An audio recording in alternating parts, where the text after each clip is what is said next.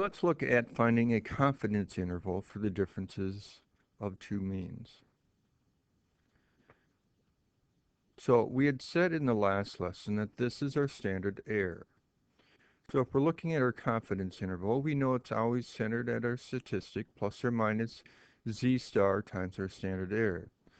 And we had said when we are replacing sigma with s, it gives us a t-distribution. So it's going to be our statistic plus or minus t star times our standard error. So more specifically, with the differences in two means, it's centered at the differences of our two sample means, plus or minus t star, and that's what we get from stat key. So you go to the bottom center of stat key, get t distribution, then you type in your standard or your degrees of freedom, which is one smaller than your smallest sample size, and you get t star that way for whichever confidence level you're looking for. And then it's our standard error. So go ahead and read through this, see if you can figure out your confidence interval.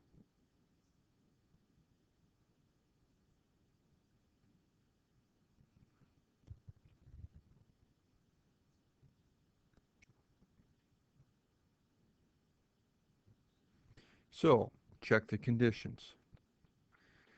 We need to make sure both sample sizes are larger than 30. One was 78, so yes, it's larger than 30. The other was 132, which is larger than 30.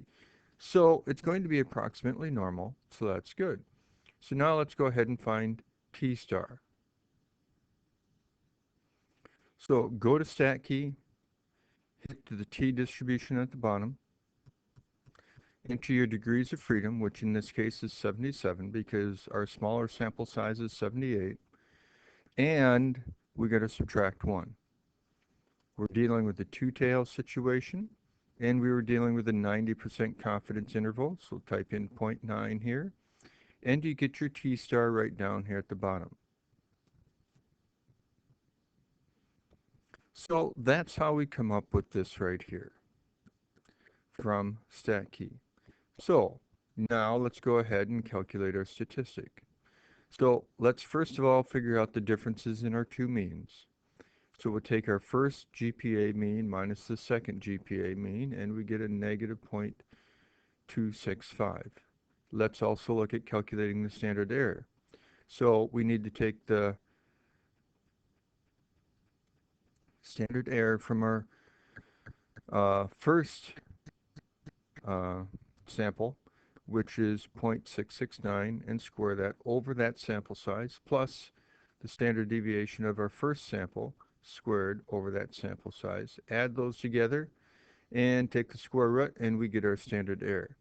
Now, remember for our test or our confidence interval, it's the differences in our two means, which we figured out in step 3 right here, and we put that down, plus or minus t star, which we did in our second step right up here, which is 1.665, times our standard error, which we did in step 4, which is that 0.93.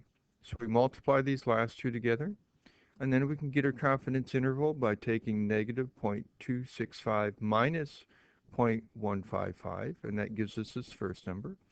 Or we can take negative 0.265 plus 0.55, or 1.55, and we get this second number. So what does that mean?